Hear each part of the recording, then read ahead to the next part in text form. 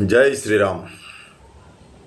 श्री रामचरित मानस पठन यात्रा में आगे बढ़ते हुए आज हम 5वें दोहे से आगे का पाठ करेंगे। तो शुरू करते हैं।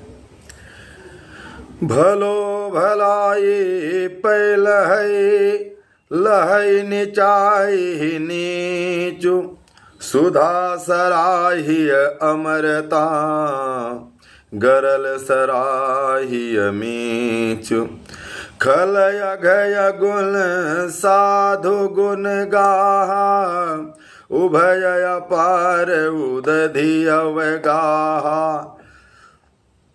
तेहि ते कछु दुगुण दोष बखाने संग्रह त्यागन बिनु पहिचाने भले उपोच सब विधि उपजाए गनि गुण दोष वेद बिल गाए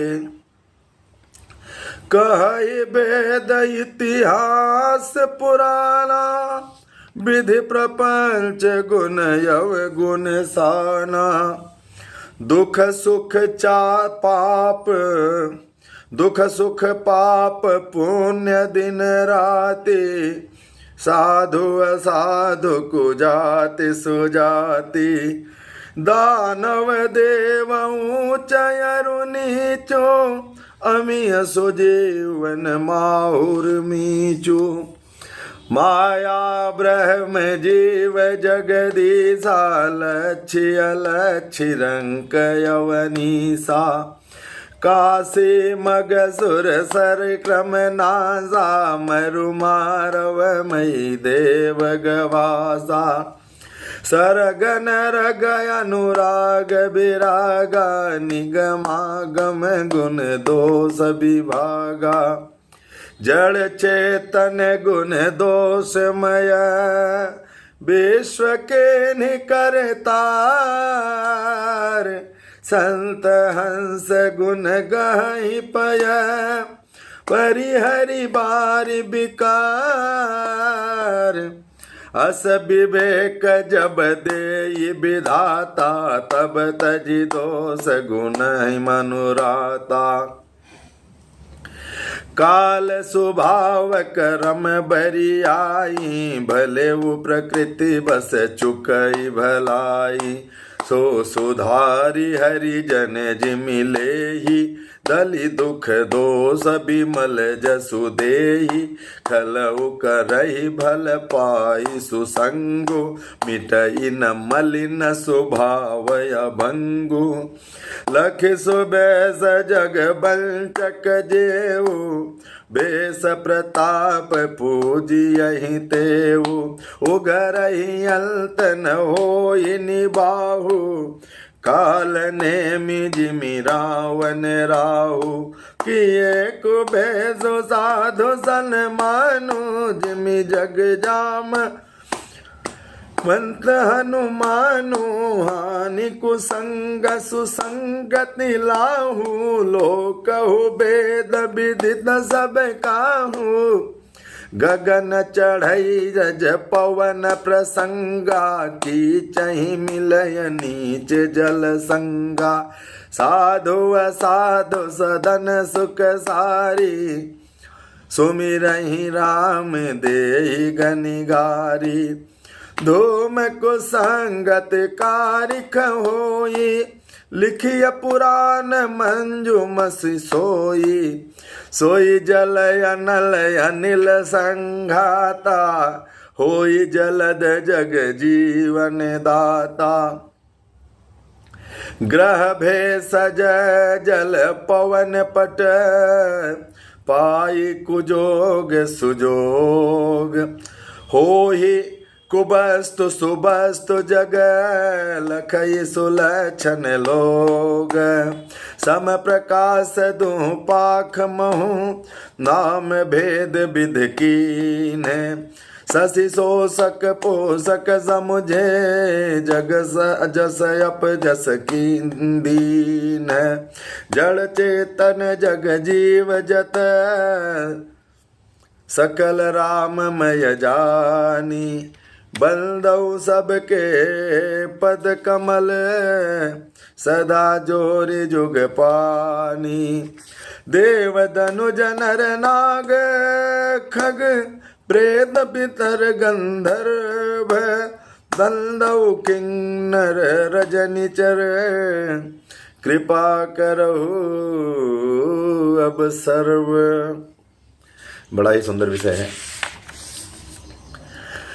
ब्रह्मा जी की बनाई हुई इस सृष्टि में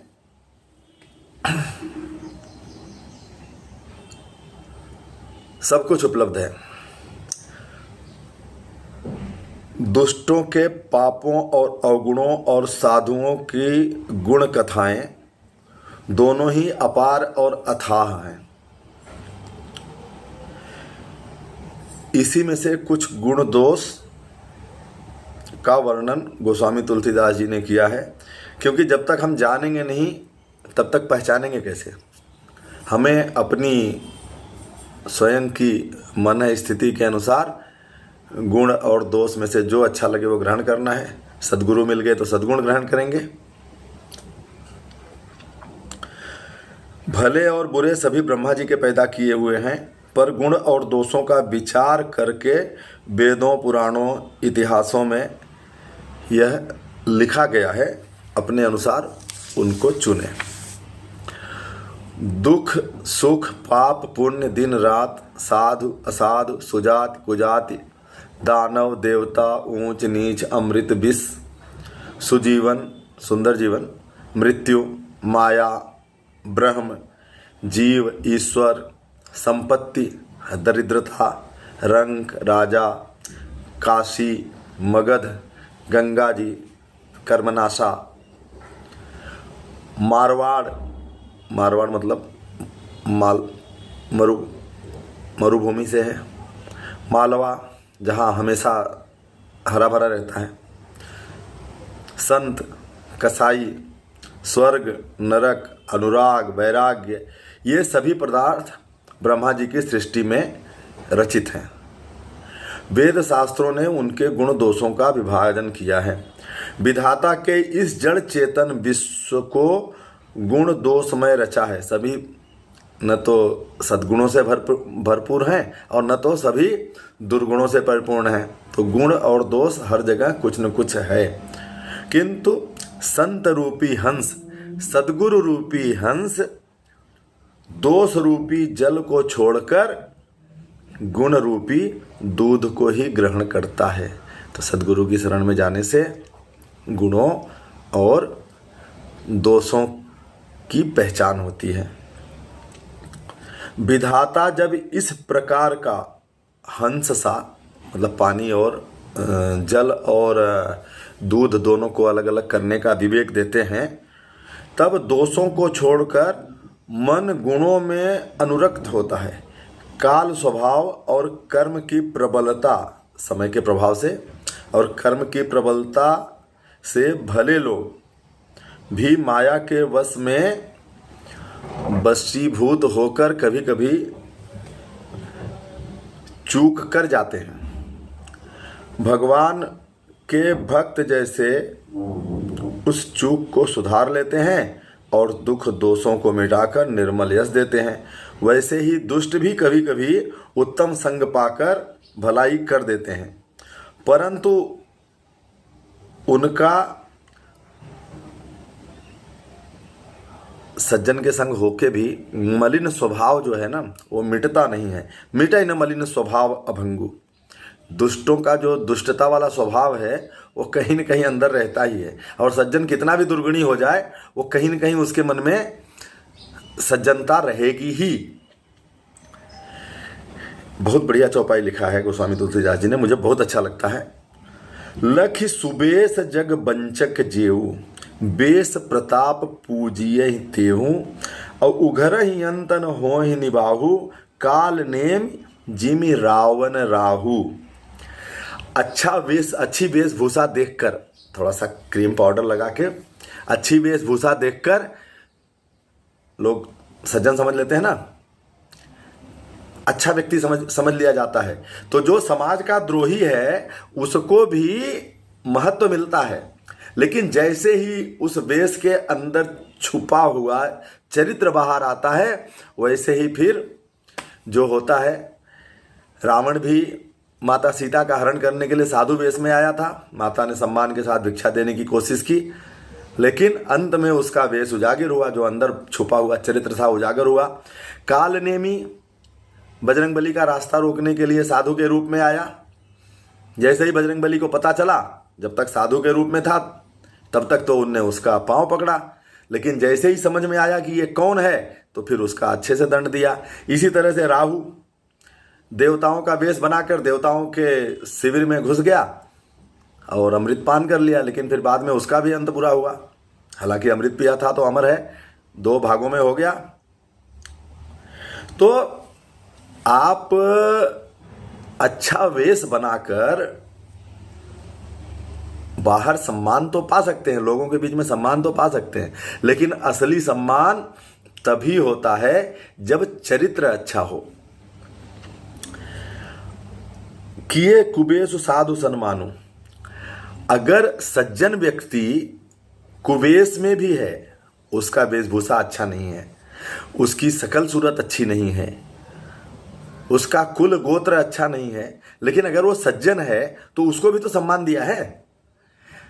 जामवंत जी भालू के रूप में, बजरंगबली वानर रूप में, सुग्रीव जी वानर रूप में, लेकिन भगवान ने कितना महत्व दिया।